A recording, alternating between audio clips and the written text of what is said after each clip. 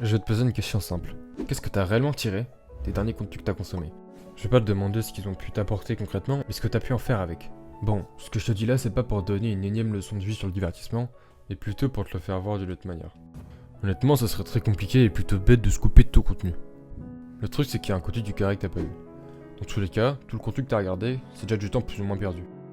Mais par contre, le divertissement que tu vas regarder plus tard, au lieu de bêtement le consommer, et pour la plupart du temps regarder des vidéos de dev perso sans même appliquer ce que tu vois dans la vidéo, et c'est plutôt d'analyser la vidéo, de prendre des notes, que ce soit sur l'écriture ou même la manière dont la vidéo est montée.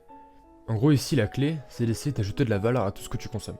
Bon bien évidemment, à part si t'es en monk mode, il y a quand même des moments où tu vas regarder des vidéos par pur divertissement. Mais je vais te demander de toujours penser à ça. Il faut que ton ratio de création-consommation soit toujours le plus élevé possible. En gros concrètement ce que je veux dire par là, c'est qu'il faudrait que tu crées plus de contenu que t'en consommes.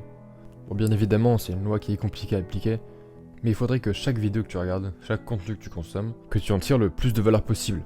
C'est sûr que ça reste important de rester sur les réseaux, et en particulier YouTube. Il faut que tu te vois comme une éponge. En gros il faut que tu t'imprègnes des idées des autres pour faire ton propre cocktail. Bon, je suis pas sûr de la métaphore là. Bien évidemment, le plus important c'est aussi de rester dans la mesure. Juste avant, je te dis d'agir comme une éponge quand tu consommes du contenu. Bien évidemment, faut pas que tu tombes dans un cercle vicieux où tu fais que consommer du contenu sans vraiment en tirer de la valeur. Puis on va pas se le cacher, tu peux pas vraiment faire ça avec TikTok. Concrètement, il faut pas que le contenu vienne à toi, il faut que ce soit toi qui vienne vers le contenu. Il faut que tu saches ce que tu consommes et ce que tu veux consommer. Tout ça pour au final essayer d'ajouter le plus de valeur possible à ce que tu voudrais potentiellement créer plus tard.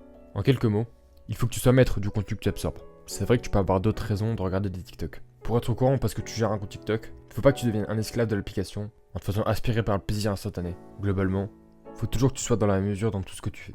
Après évidemment, je suis moi-même tombé dans le piège plusieurs fois. Je regardais toujours des vidéos inutiles, j'avais toujours une vidéo de mes recommandations qui me remettait un peu les idées en place. Encore le problème ici, c'était que j'attendais que le contenu ou que l'élément déclencheur vienne à moi. Sauf que ça doit pas venir de l'extérieur. L'élément déclencheur doit déclencher quelque chose en toi, doit te réveiller, et c'est toi qui dois mettre le pied au dehors du lit. Concrètement, ce que je veux dire ici, c'est que tu dois être ta propre essence.